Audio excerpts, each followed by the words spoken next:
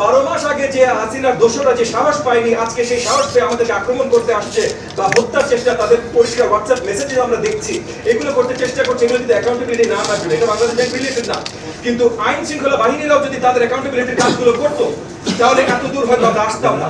নিষিদ্ধ অর্গানাইজেশন আওয়ামী লীগ 2023 সালের 28 অক্টোবরের এক সপ্তাহের ভেতরে নির্বাচন যেন আমরা চাইতে না পারি, আমাদের 20 থেকে 25,000 নেতা কর্মীদের জেলবদ্ধ করে, কারাবদ্ধ করে।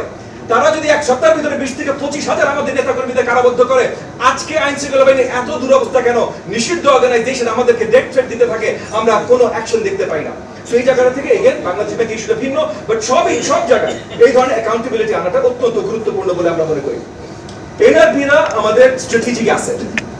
এনআরবিদের রিলেটেড স্পেশালি আমাদের রেমিটেন্স যোদ্ধা যারা আছেন তাদের রিলেটেড যখন কথা বলি, আমি আরেকটা জায়গা থেকে কথা বলতে পারি। আমার পিতা ডক্টর মুসা বিন শমশের, উনি এই ম্যানপাওয়ার ইন্ডাস্ট্রিটার জন্মদাতা বাংলাদেশের, এবং এটা উনি যখন জন্ম দিয়েছিলেন উনি পুরোপুরি সহযোগিতা, ইনথুজিয়াজম সবকিছু পেয়েছেন আমাদের মাননীয় প্রাক্তন প্রেসিডেন্ট, বীর মুক্তিযোদ্ধা প্রেসিডেন্ট জিয়াউর রহমানের কাছ থেকে।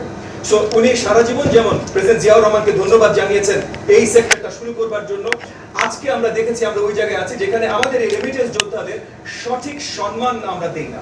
এয়ারপোর্ট থেকে শুরু করে কনসাল সার্ভিস থেকে শুরু করে যেখানে যান সেই সঠিক সম্মানগুলো আমরা দিই না। এই স্ট্র্যাটেজিক অ্যাসেট হিসেবে তাদেরকে কিভাবে আমরা ব্যবহার করতে পারি, তাদেরকে স্কিল ডেভেলপমেন্ট, তাদের ট্রেনিং, তাদের এই যে ফেরত এসে যে জিনিসগুলো তারা এখানে পাঠাচ্ছে বা তৈরি করার চেষ্টা করছে সেটা তাদের যেন থাকে, সেটা নিশ্চয়তা।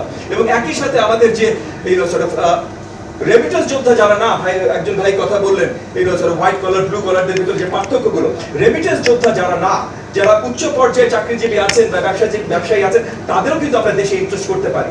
আমার দলের পক্ষ থেকে আমরা NRB, bond, special economic zone, এগুলো অনেক কিছু আলোচনা করেছি।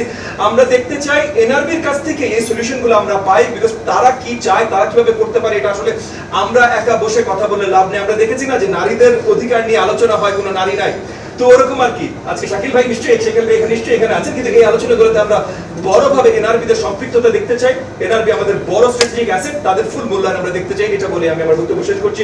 অসংখ্য ধন্যবাদ।